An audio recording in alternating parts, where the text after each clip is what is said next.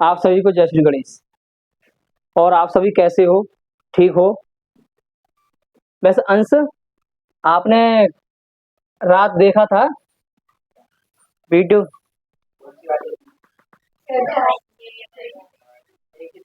हाँ। रेखा एल कोण ए को समद्विभाजित करती है। तो कोई भी रेखा हो और किसी भी एंगल को समद्विभाजित करे, मतलब बाइसेक्ट करे, तो समझ लो वो एंगल जो है दो बराबर भागों में बट जाता है। ठीक है? समझाया बाइसेक्ट? अच्छा, तो इसका मतलब ये रहा एल। ठीक। तो जो एंगल हमारा ए है ये दो हिस्सों में बट गया है। अगर ये एंगल अगर मान के चलो 30 डिग्री का हो, एंगल ए ये 30 डिग्री का हो, तो कितने कितने भागों में बट गया? ये 15 डिग्री में हो गया। ओके। अच्छा, और बी रेखा एल पर, जो ये बी है, बी रेखा एल पर स्थित कोई बिंदु है। क्या है ये रेखा बी पर बिंदु है, ये कोई है। बीपी और बीक्यू कोण ए की भुजाओं पर, बीपी और बीक्यू कोण ए की भुजाओं पर, ठीक है ना? ए की भुजा ये है और ए की भुजा, ठीक है ना, भुजाओं पर बी से डाले गए लंब है ये। क्या है ये? परपेंडिकुलर। क्या है ये? तो अगर लंब बोल दिया जाए या परपेंडिकुलर बोल दिया जाए इंग्लिश में, तो समझो वो वहां पर कितने डिग्री का कोण बनाते हैं? 90 डिग्री, 90 डिग्री का। ठीक है? तो अब इसमें देखते हैं कि दर्शाइए कि नंबर 1, त्रिभुज ए पी बी कॉन्ग्रुएंट, त्रिभुज ए क्यू बी, ये हमें कॉन्ग्रुएंट करने हैं। तो देखो, पहला त्रिभुज ये है और दूसरा त्रिभुज, ठीक है, इनको हमें क्या करना है? कॉन्ग्रुएंट। क्या करना है? ठीक है। अब पहले ये यहाँ जो कॉन्ग्रुएंट लिखा हुआ होता है पहला वाला, इसी को उठाते हैं।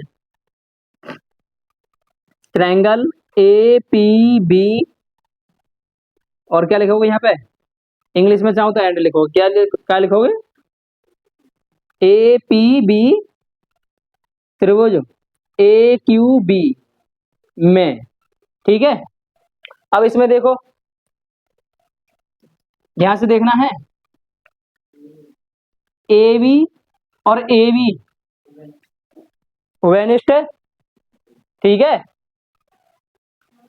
नमस्ते, बहुत लेट हो गई। बैठो, चलो जल्दी से। इधर देखो, ये कितना है? 90 एंगल। तो पहले तो चाहे तो आप इसे रख सकते हो, A B equal to A B.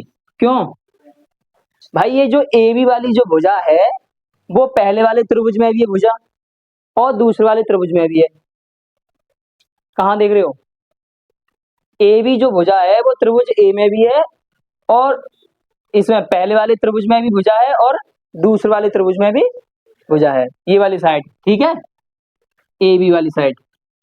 तो इसको क्या बोलेंगे? ये कॉमन है। क्या है? कॉमन साइड है ये दोनों ट्रायंगलों में। और दूसरा बोलो। हाँ, ए क्यू बी। हाँ जी, angle A Q B, A Q B, A P B, ये दोनों इक्वल हैं। ए क्यू बी मतलब जो बीच में लेते हैं ना एंगल, उसका माना जाता है। ए क्यू बी का मतलब क्या समझ आएगा? किस एंगल की बात कर रहे हो? क्यू की बात कर रहे हो। ए पी बी में एंगल बोल रहे हैं, ए पी बी एंगल है, मगर कौन सा एंगल? पी। ठीक है? आए समझ में? तो ये वाला एंगल और ये वाला एंगल इक्वल है। हाँ, क्यों इक्वल है? ये ईच 90 डिग्री। आप इतना लिख दो, समझ में आ जाएगा। ठीक है ना? एग्जामिनर जो है समझ जाएगा अपने आप ही। अच्छा, और कौन सा एंगल इक्वल है? देखो ये वाला एंगल और ये वाला एंगल, इस फर्स्ट वाले ट्रायंगल में ये एंगल इक्वल है इसके, ठीक है। तो कैसे लिखेंगे? बी ए क्यू, क्या लिखोगे? B A Q. अब ये फिर दोबारा बताना है कहां से? पी ए बी, या बी ए पी कर सकते हो, बी ए पी, ये भी इक्वल हैं। क्यों? क्योंकि जो एल है वो एंगल ए को क्या कर रही है? अब वहां समदुभाजित इंग्लिश में चल रहा है तो इंग्लिश में बाइसेक्ट कर रही है। क्या कर रही है? ठीक है, एल जो है एंगल ए को ऑफ बाइसेक्ट, ठीक है ना। अब बताइए, तीन प्रॉपर्टी आपके पास आ गई, कौन कौन सी? Side A, A angle angle है, ओके। पर इसमें 90 एंगल चल रहा है, क्या चल रहा है? 90 एंगल। तो आप इसमें दोनों में 90 एंगल चल रहा है, चाहे तो आप इसे साइड एंगल एंगल, ये वाला नियम था, है साइड एंगल एंगल है, नियम नहीं है, पता नहीं है, चलो तुम लोग याद नहीं करते हो। देखो, तो अब हमारे पास तीन प्रॉपर्टी आ चुकी हैं, तो हम इन ट्रायंगलों को क्या बोल सकते हैं अब?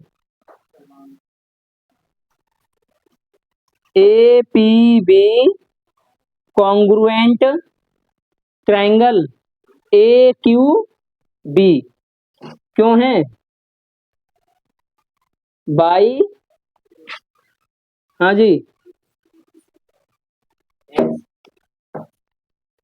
सीपीसीटी अभी क्यों आएगा? साइड एंगल एंगल कर दो ना, साइड एंगल एंगल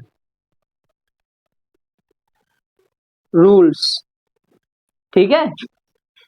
अब ये दूसरा वाला कर दो, ये हो गया पहला वाला। अब दूसरा वाला, BP equal to B Q, इसे करोगे सीपीसीटी, ठीक है। हाँ जी, या इसे लिखने के बाद आप क्या करोगे? इस वाली बात को पूरा का पूरा यूं ही कॉपी कर देना, ठीक है। हो गया पूरा।